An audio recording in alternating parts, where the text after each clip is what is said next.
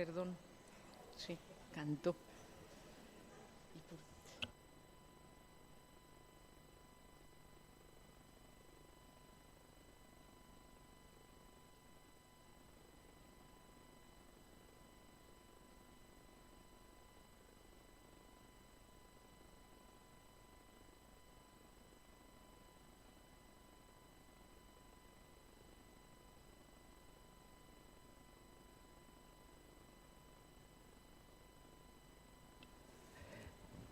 Han suscitado estas dos conferencias de la mañana reflexiones muy interesantes que seguramente pues van a seguir con esta nueva ponencia brotando, y como es el cierre, al final podremos tener algunas preguntas y compartir un poco lo que va cayendo en cada una.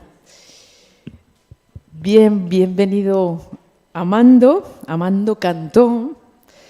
Es natural de Alcoy, provincia de Alicante. Él es carmelita descalzo, licenciado en Teología Espiritual en la Universidad Pontificia Comillas. Ha desempeñado trabajos de formación, de formador y promotor vocacional en su provincia. Formador también de estudiantes teólogos, primero en Salamanca, entre el año 2014 al 2017, y después en Madrid del 2017 al 2023. Recientemente ha sido nombrado formador de los aspirantes y postulantes. El título de la ponencia de Amando es La joven Teresa, testimonios. Te paso la palabra, Amando, y muchas gracias por estar aquí. Muchas gracias. Por compartir este espacio. Bueno, yo lo primero que quería hacer es dar las gracias a los organizadores, ¿no?, de este congreso por haberme invitado, porque siento que cada vez que se habla, se escucha o se comparte sobre Teresita, algo pasa, ¿no? Por lo menos esta es mi experiencia, ¿no? Es como que algo sana dentro de cada uno o algo se despierta dentro de cada uno. Por tanto, creo que somos afortunados de poder estar aquí hablando tanto de ella y escuchando tanto sobre ella, ¿no? Creo que es algo que tenemos que agradecer y que tenemos que valorar. Hay una frase de la madre Inés de Paulina en Los Procesos que quiere resumir lo que ella pensaba sobre Teresita. Y ella dirá: pienso que como yo respiro aire, la sierva de Dios respiraba amor de Dios. Una frase preciosa que un poco nos muestra qué es lo que ellas veían de ella, ¿no? Qué es lo que la gente de su alrededor podía sentir de quién era Teresita. Normalmente nosotros conocemos a Teresita por lo que ella habla de sí misma.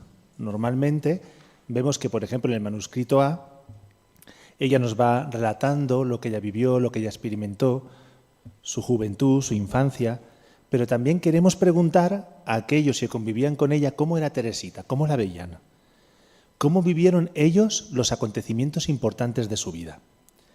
Y por eso esta conferencia lo que pretende saber es cómo era Teresita de niña, cómo era de joven, cómo la veían. Ponernos en los ojos de sus íntimos, de las personas cercanas, para valorarla a ella, ¿no? Para ver cómo la veían desde el exterior.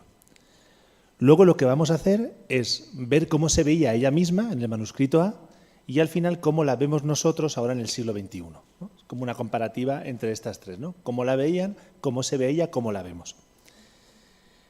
Si nos damos cuenta, en su vida Teresita no conocía a mucha gente. Antes de entrar en el convento tuvo relación con muy pocas personas, con su familia, con amigos de familiares. Podríamos decir que su mejor amiga era Celina, que sus educadoras eran sus otras hermanas, que sus compañeros de juegos eran sus primas.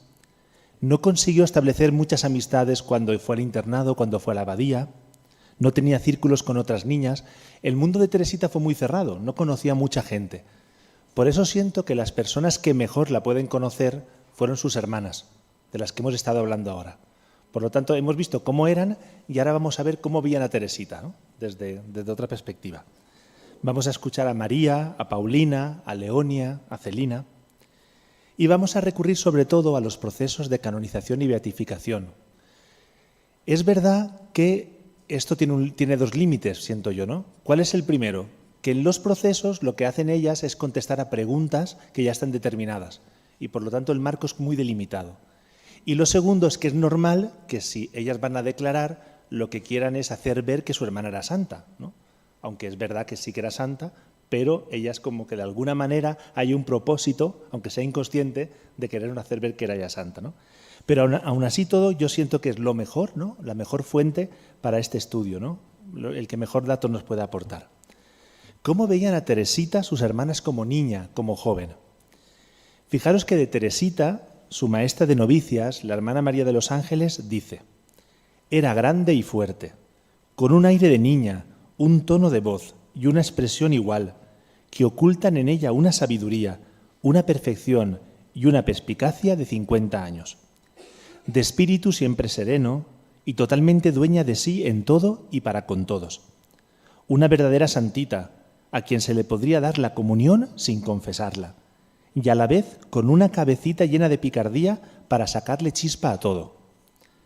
Mística, cómica, todo se le da bien. Es capaz de hacernos llorar de devoción o de esternillarnos de risa en los recreos, ¿no? Mística y cómica. A lo mejor eso no lo habíamos pensado, pero así la define, ¿no?, su maestra de novicias. Mística y cómica, estamos hablando de una definición de Teresita con 20 años, pero ¿cómo era anteriormente? Fijaros que se hablan de los años dolorosos de su niñez, de su juventud, que hemos hablado de ellos, sobre todo entre los 8 y 10 años, y no permitieron que brillara todas estas, ¿no?, virtudes, todas estas potencialidades de las que nos habla su maestra de novicias. Pero siento que sí nos podemos quedar con dos adjetivos que nos ayudan a saber cómo veían a Santa Teresita, sus hermanas. No coinciden tanto con mística y cómica, pero podríamos decir más bien reflexiva y alegre, a la vez tímida y reservada. Fijaros que si hay algo que destacaba en ella, que destacan todos, es su sonrisa. Todo el mundo habla de su sonrisa. Leonia, que hemos hablado de ella, vamos a ver cómo Leonia es la más expresiva, la más sincera en los procesos, ¿no?, la que más suelta las cosas un poquito como con impulso, ¿no? ¿Qué dice ella? De niña era muy espiritual y alegre. Poseía una actitud particular en remedar el tono de voz y las maneras de los demás, pero nunca esta amable diversión degeneró en burla.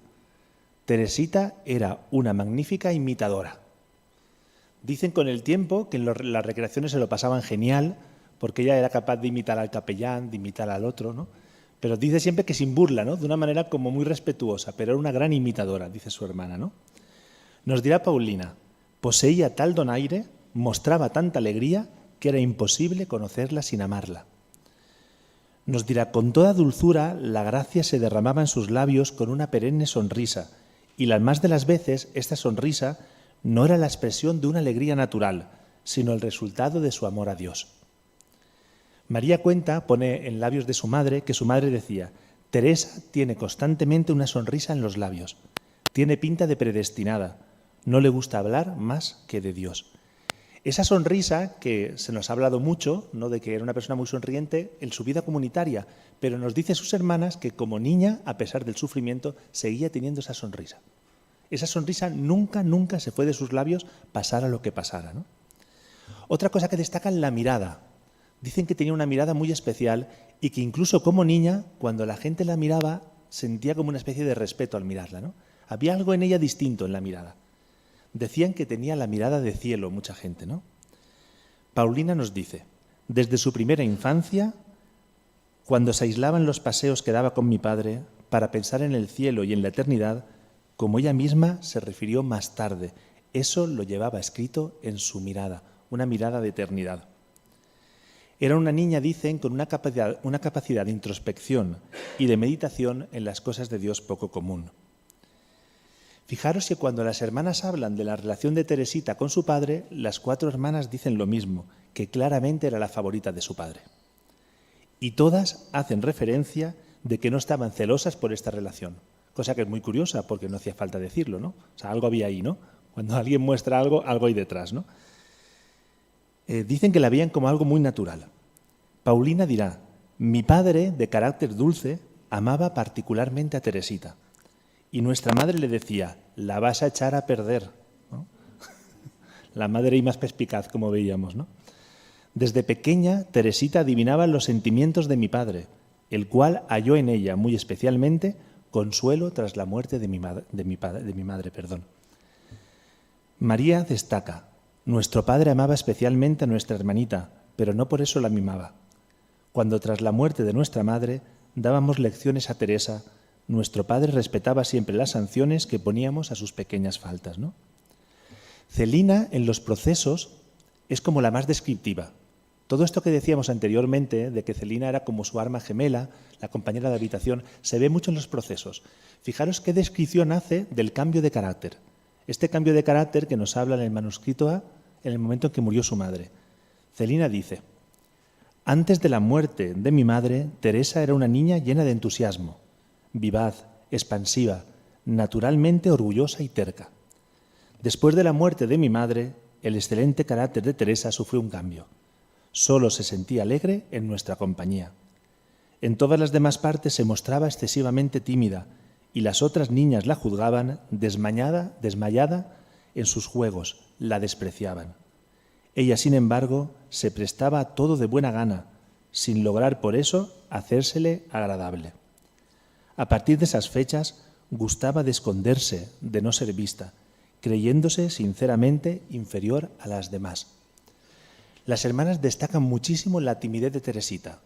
Se escondía, casi no hablaba, y todas dicen que les sorprendió muchísimo la valentía que tuvo para hablar al Papa, que pensaban todas que eso no lo iba a hacer, ¿no? Y como que les impactó mucho el cambio en Teresita, ¿no?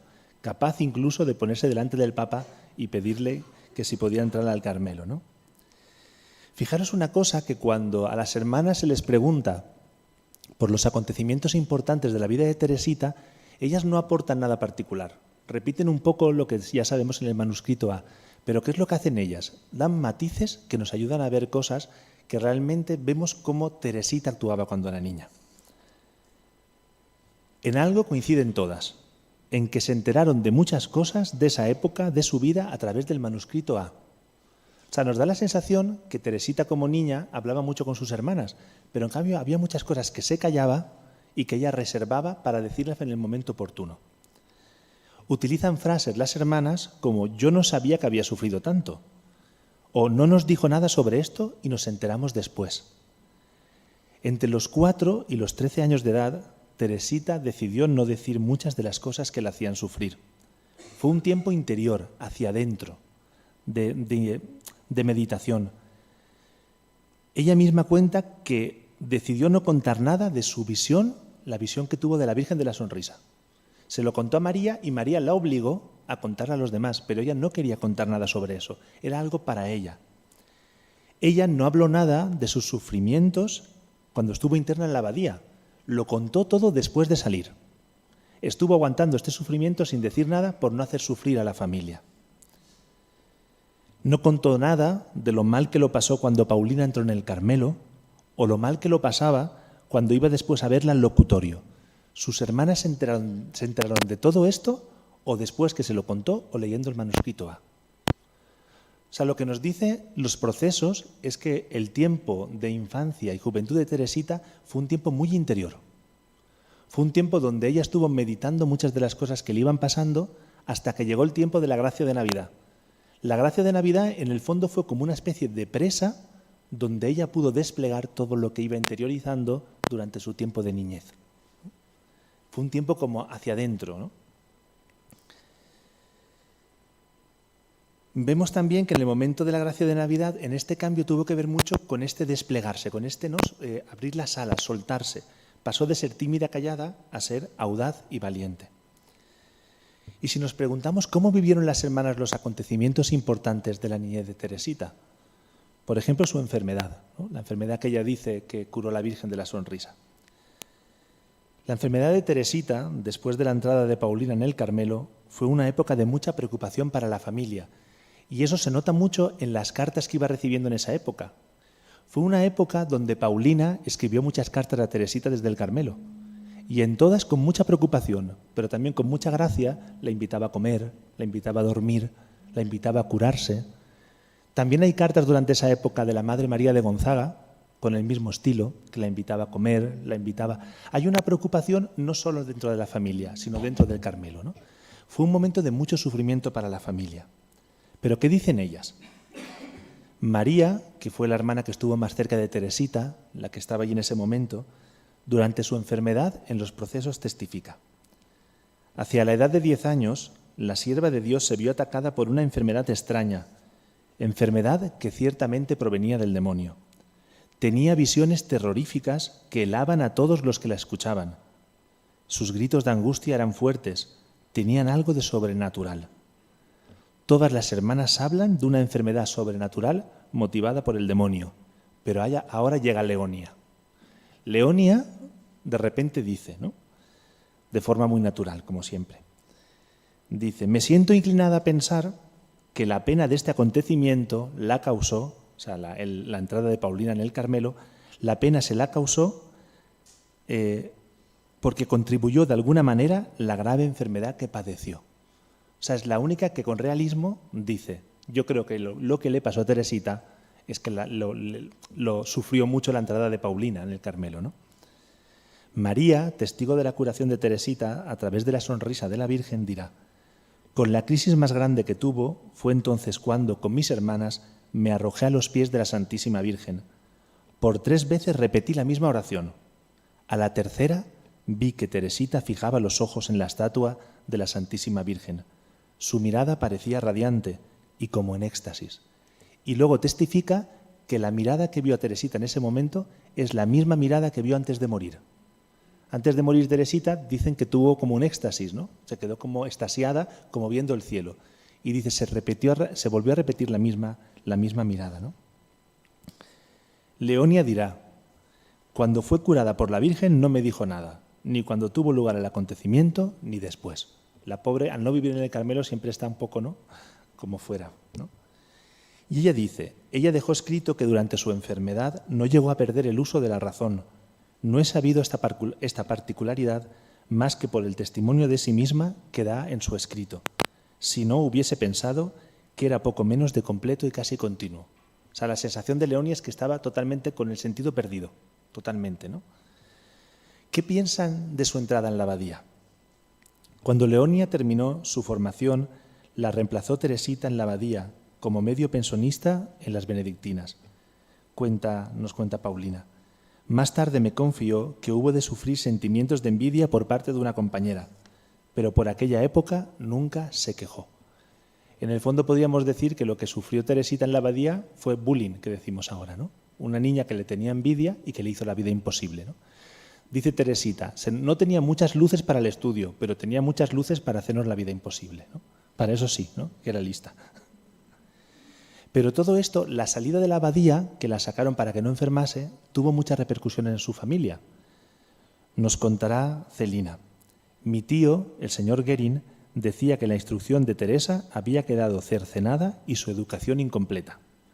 Ella daba pábulo a las interpretaciones desfavorables, no hablando casi nada y dejando hablar a los demás, ¿no?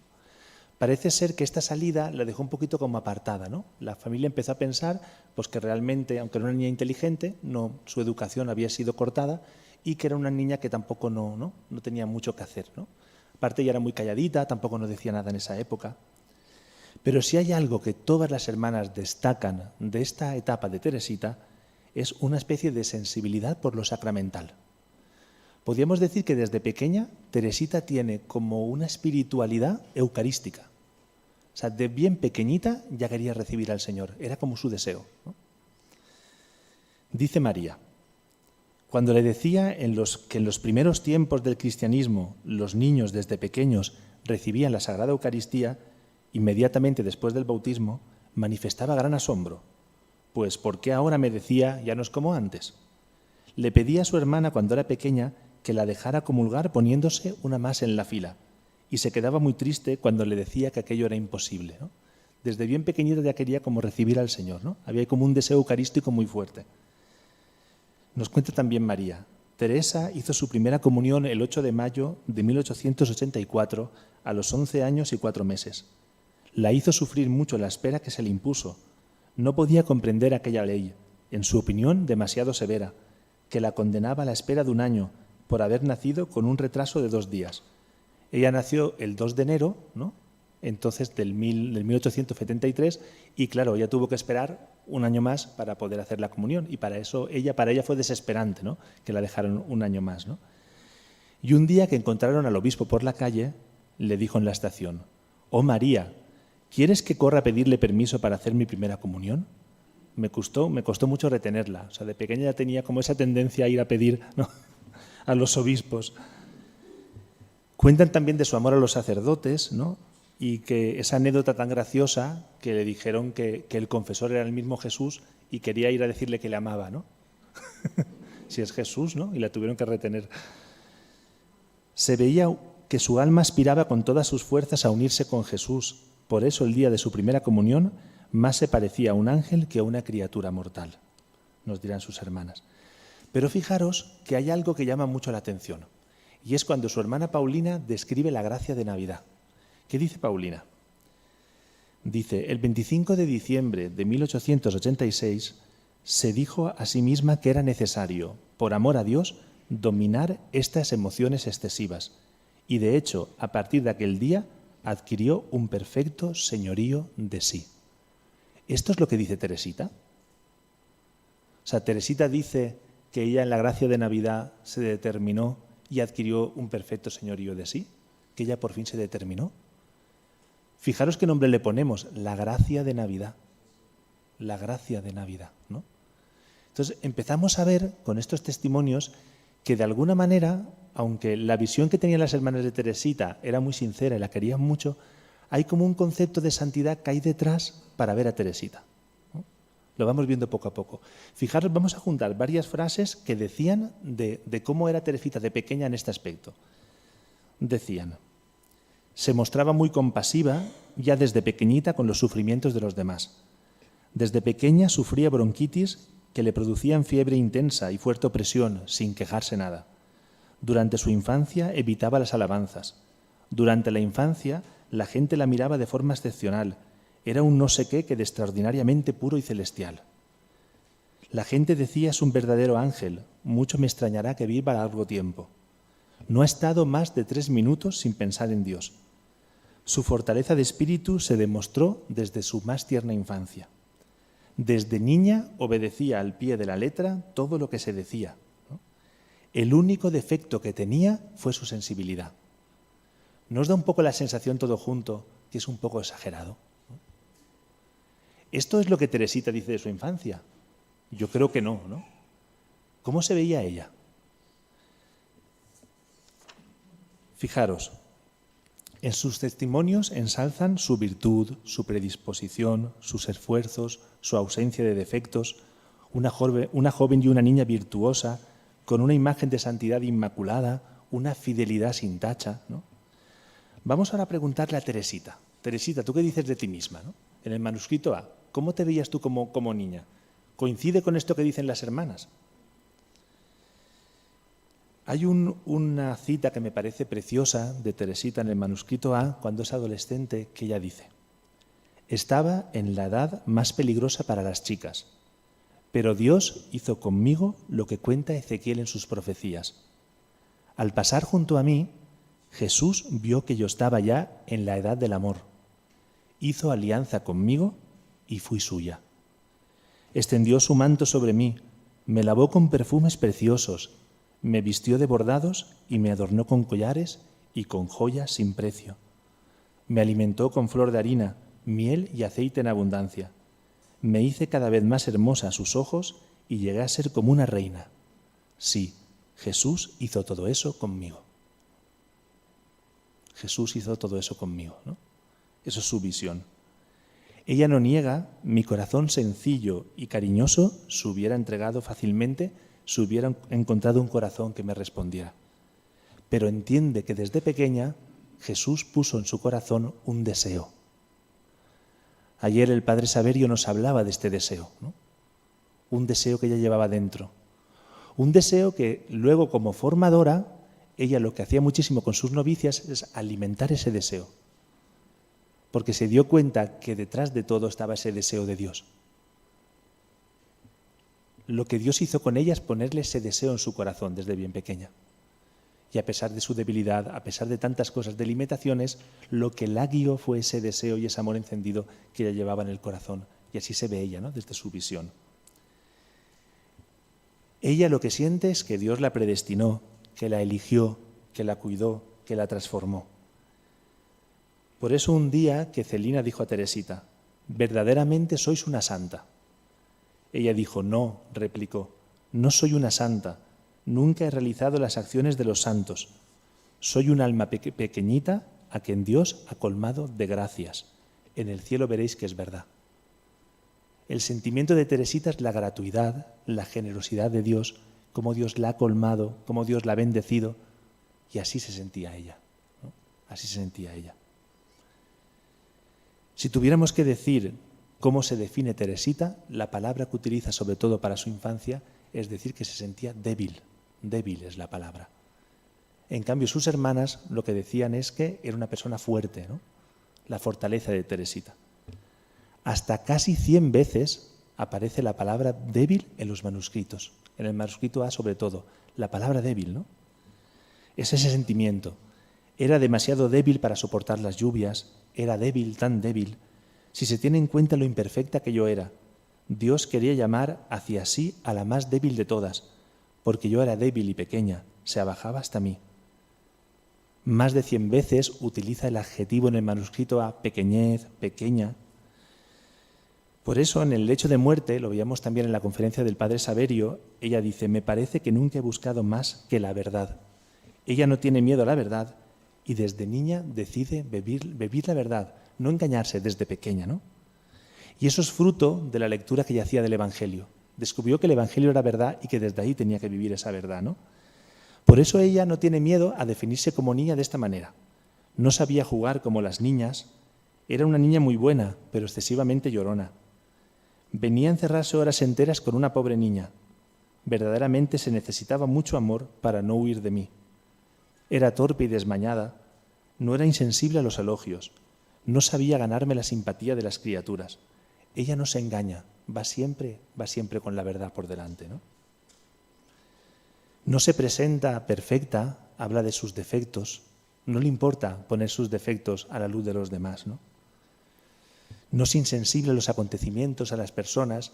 Ella nunca dice que es como un ángel, ¿no?, que realmente las cosas del mundo le dan igual, sino todo lo contrario, ¿no? Ella se refiere que no era insensible a ese tipo de cosas, ¿no?, que se sentía débil, pero también sentía dentro de ella un deseo y un amor que le hacía superar todo eso, ¿no?, y ir en una dirección, ¿no?, le daba como alas.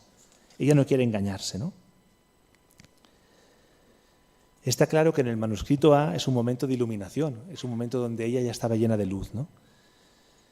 Ya había descubierto su caminito en el momento en que ella escribe el manuscrito A. Era un momento de unión con Dios y esa luz la hace humilde, ¿no?, a quien lo recibe y ve de forma más palpable sus debilidades y pecados. Pero está claro que Teresita se ve débil, ¿no?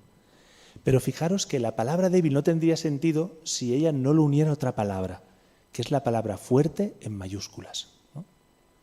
Yo era débil, pero el Señor me hizo fuerte. La hizo fuerte en su debilidad y en su pequeñez. Por eso en el momento de su primera comunión nos dirá: me sentía tan débil, tan frágil, que quería unirme para siempre a la fuerza divina. En la gracia de Navidad nos dirá: en esta noche en el que Él se hizo débil y doliente, por mi amor me hizo fuerte y valerosa. Por eso, ¿qué podemos decir de esta etapa de Teresita como niña? Yo siento que, aunque Teresita en esta etapa de su niña ella se sentía imperfecta, se sentía débil, se sentía pobre, tuvo una experiencia muy fuerte de la gracia de Dios en su debilidad. Y fijaros que ella, de alguna manera, decide quedarse niña.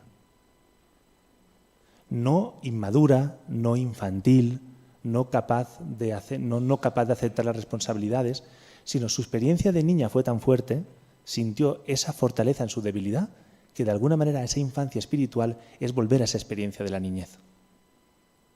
Es una experiencia que fue dura, es una experiencia que fue difícil, pero no la rechaza, sino sabe que ahí realmente actuó Dios. Y de alguna manera ella sabe que actuó Dios porque se sentía débil e imperfecta, y la fortaleza que tuvo para superar muchas cosas venía del mismo Dios.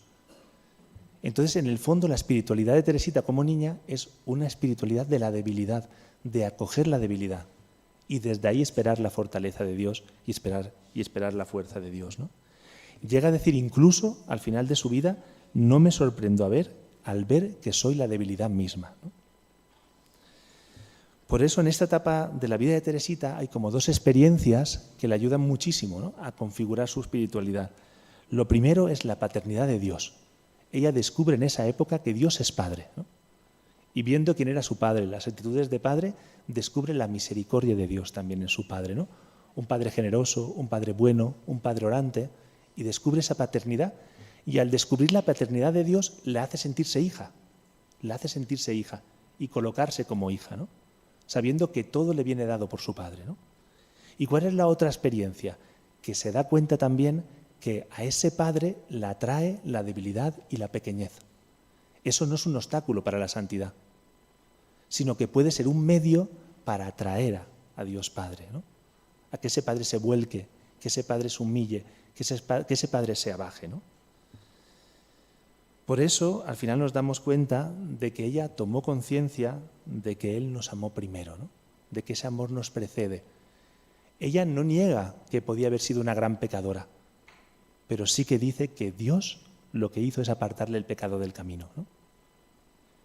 Ella no dice que realmente ella por ella misma amaba a Dios, sino que Dios ponía ese deseo de amor en su corazón que cada vez se hacía más fuerte, ¿no?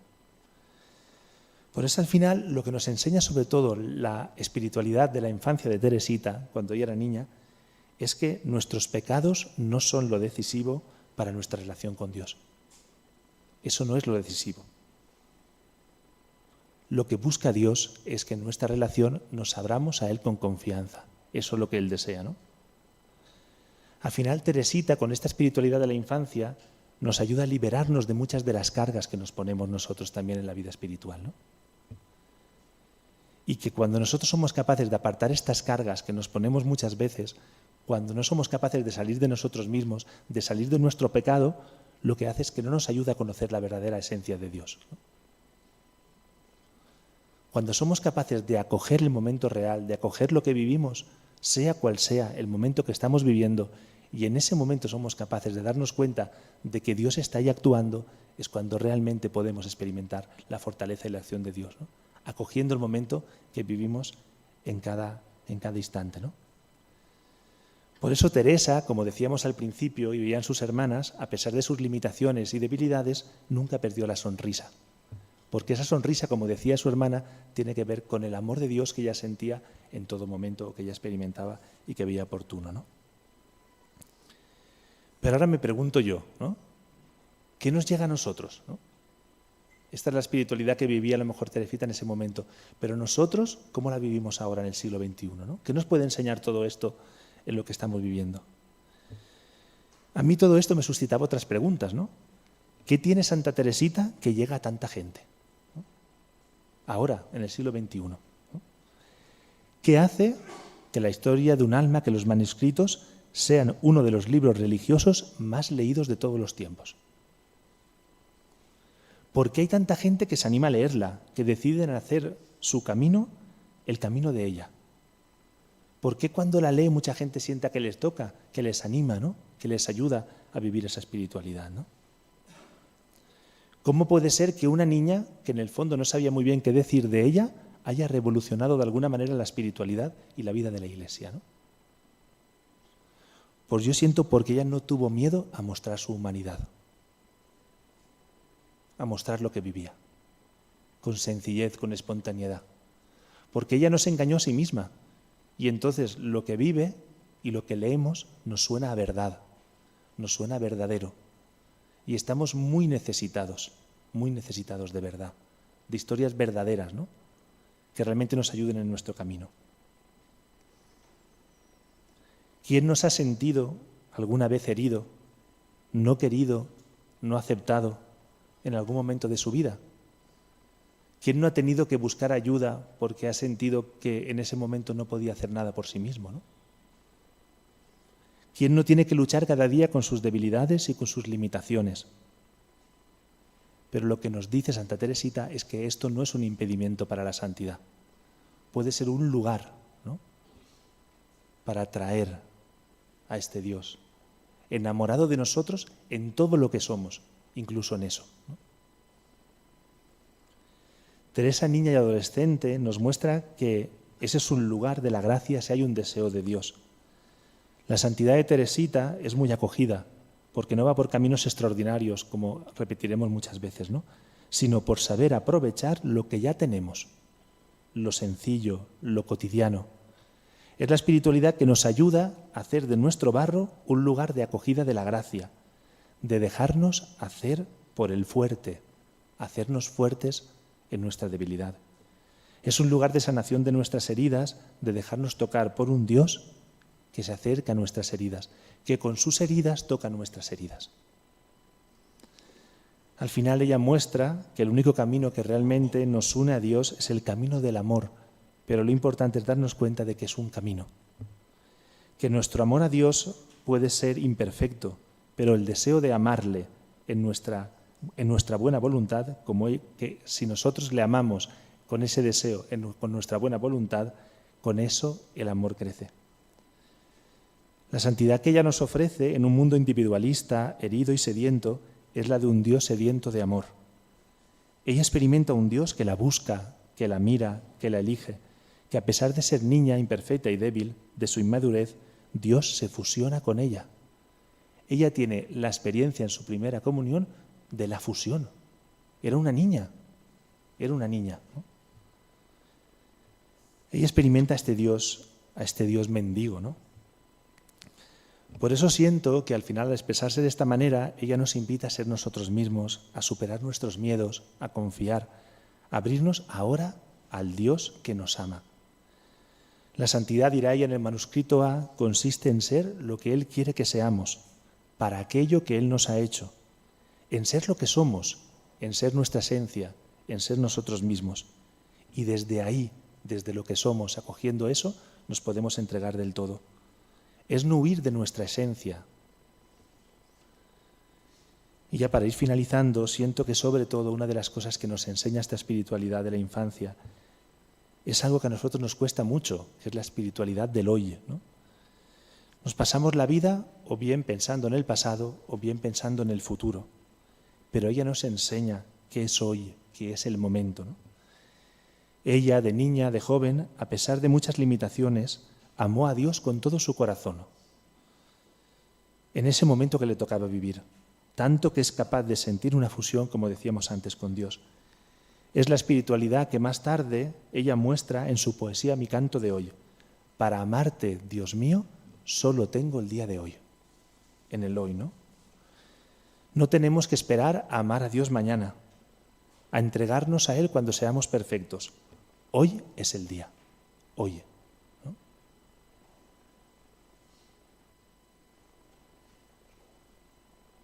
Hoy es el día de la entrega en lo que vivimos, porque Dios nos está esperando.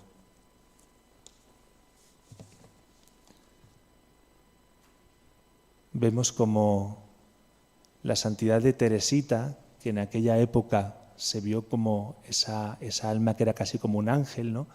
Que era casi perfecta desde su niñez, ¿no? Esa pureza, una persona que huía casi como del mundo, ¿no? Al final se convierte en todo lo contrario, en una espiritualidad del hoy, de vivir el presente, de vivir lo que estamos sintiendo en ese momento, de no despreciar nada de lo que vivimos y saber que ahí ese es el lugar donde Dios se quiere realmente revelar, de no tener miedo a mostrar nuestra humanidad ni a poner nuestro barro en las manos de Dios, que como alfarero quiere hacer maravillas. Gracias.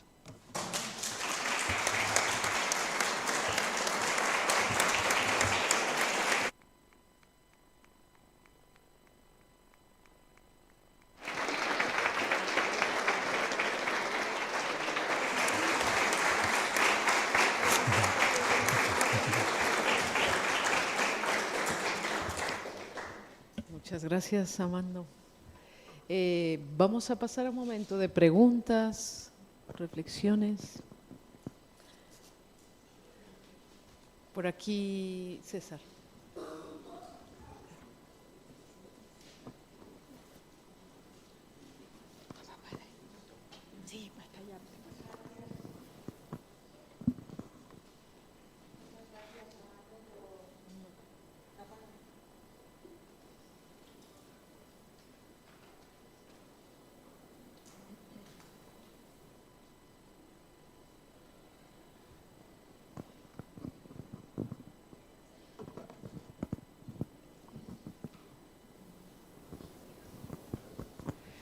Muchas gracias, Amando, por tu charla tan bonita y tan enriquecedora. Tu charla me ha parecido que iba muy unida a la charla anterior, la de los testimonios de Teresita con la infancia de Teresa y la familia de Teresa, ¿no? Quería preguntarte si no te parece que de las hermanas, aunque lo has dicho alguna matiz al respecto, has dicho que Leonia fue la más espontánea al hablar de Teresa, que Leonia, ¿no crees que Leonia fue la hermana que más entendió a Teresita y la que más vivió esta infancia espiritual por ser también la que era más débil? Gracias. Por lo que yo he podido leer, los expertos que ahora están estudiando Leonia, ellos aseguran que creen que es la única hermana que realmente entendió a Teresita. O sea, en lo que ella vivía, ¿no? Y que tiene que ver mucho con esto, porque entendió eso, que en su debilidad realmente ella podía ser santa, ¿no? A pesar de todo lo que hemos oído antes que ya pasó, ¿no? Entonces yo creo que sí y lo afirman, ¿no?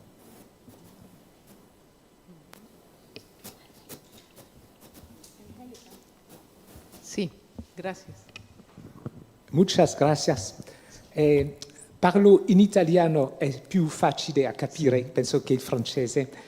La ringrazio tanto, Padre, perché veramente lei ha mostrato in modo splendido la novità, la nuova visione della santità che Teresa porta nella Chiesa, quasi una rivoluzione.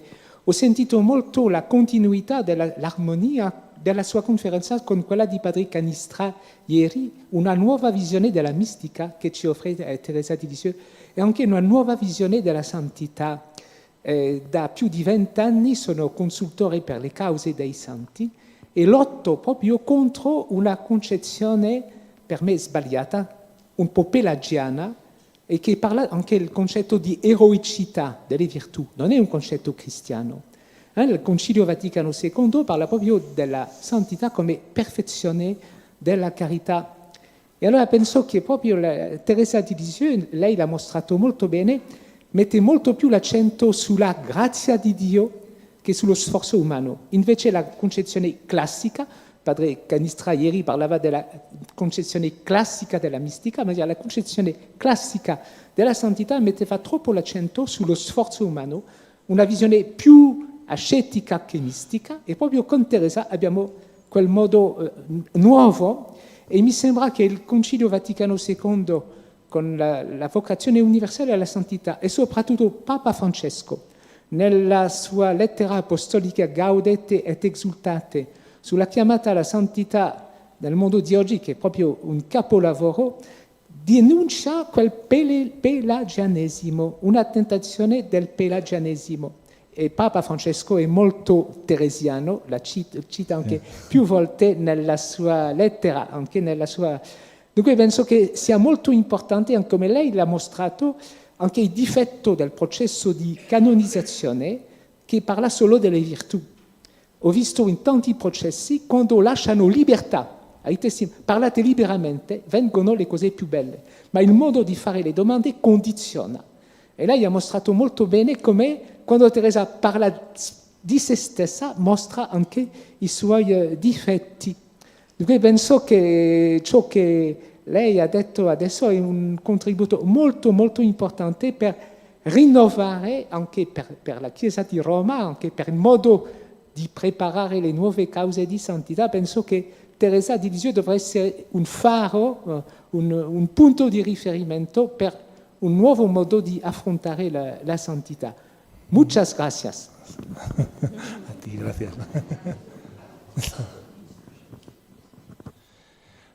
Yo siento que también, claro, nos podemos quedar también mucho decir, bueno, pues ella habla mucho de la gracia y solo de la gracia, ¿no? Yo creo que una cosa también muy novedosa en ella es como que ella, el esfuerzo, o donde pide el esfuerzo, es en aumentar nuestro deseo de Dios, ¿no? Pero eso se ve muy claro en las instrucciones que le daba a las novicias, ¿no? Es decir, que cada día en lo cotidiano, en lo pequeño, pongamos siempre el amor para aumentar el amor de Dios en nuestra vida, ¿no? Que aumente el deseo, ¿no? Pero claro, ya no hace tanto hincapié en las virtudes, ¿no? Sino en el amor, ¿no? Que yo creo que es el nuevo concepto de santidad, ¿no? Darnos cuenta de que ahí es donde tenemos que poner la carne en el asador, ¿no? En el amor cada día, en lo cotidiano y en lo pequeño. Para el micrófono, para que escuchen las personas que están online.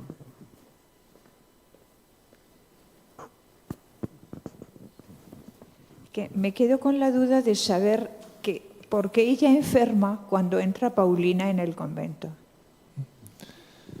Bueno, yo como el padre Danilo voy a hacer una valoración, ¿no? Es cosa mía también, ¿no? Pero claro, ella, yo creo que desde pequeña ella tiene como una herida de abandono, ¿no? O sea, ya hay que ver que ella estuvo un año con una nodriza y de repente pasó de la nodriza a su madre, ¿no? Un salto, ¿no? Luego su madre murió con 4 años, ¿no? Luego Paulina, que iba a ser su madre, se va cuando tenía, no sé, era 8 o 9, no me acuerdo ahora, ¿no? Entonces es como perder 3 veces a la madre, de alguna manera, ¿no? Entonces yo siento que ella aquello no lo pudo resistir. Entonces, yo creo que enfermó, pero creo, para mí fue una enfermedad más psicológica que otra cosa, ¿no? Con síntomas físicos, claro, pero yo creo que para ella fue demasiado fuerte la edad que tenía, ¿no? Y una niña tan sensible, porque era extremadamente sensible, y yo siento que es por eso. Por eso me llama la atención que Leonia también lo haya pillado, ¿no? Que las hermanas dicen que no, que fue el demonio, que tal, pero no, Leonia dicen, yo creo que es esto, ¿no? Me siento inclinada a pensar que, con un poco yo creo que de miedo, ¿no? Pero lo dicen los procesos también, ¿no? Es emocional, sí.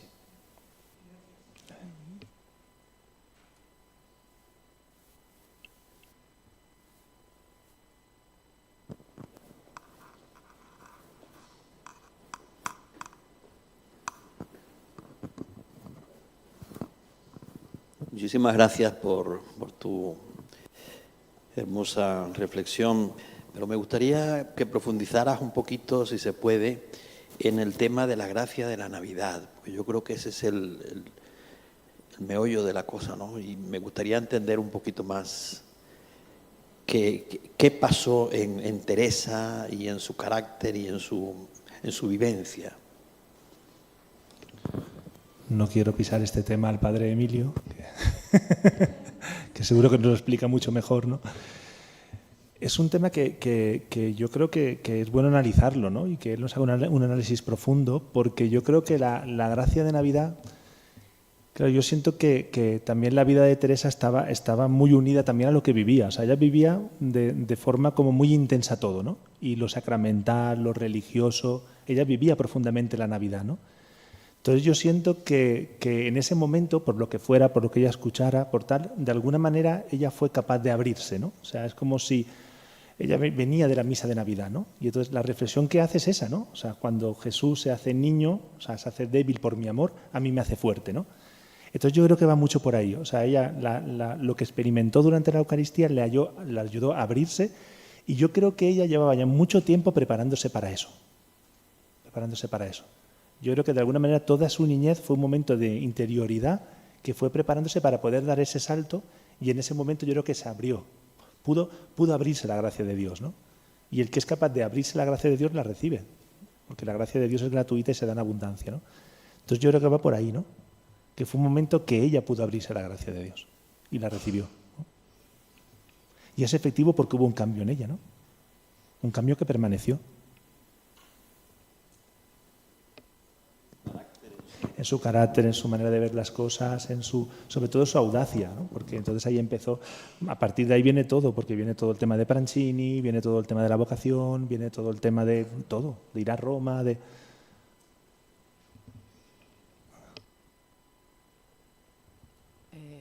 Mila.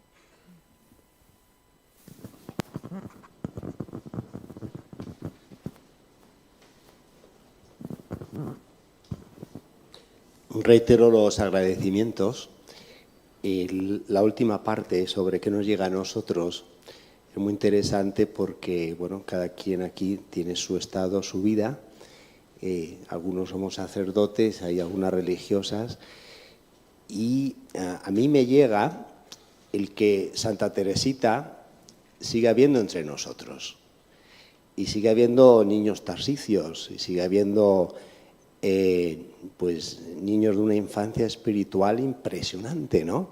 Y a mí a veces me toca mucho como sacerdote hasta dónde yo soy capaz de saberle dirigir, animarle, porque es que nos superan en sensibilidad eucarística, espiritual, todo. Y bueno, a mí es una de las cosas que este tercer punto me ha hecho pensar, decir, bueno, yo me tengo que llevar el que cuando me encuentro con estas Santa Teresitas que existen, sea uno capaz de no frenarlas. Y bueno, y ser a lo mejor como la hermana Leoncia, pues poderme en este sentido estar a la altura y beneficiarme del bien que nos hace en su paso entre nosotros.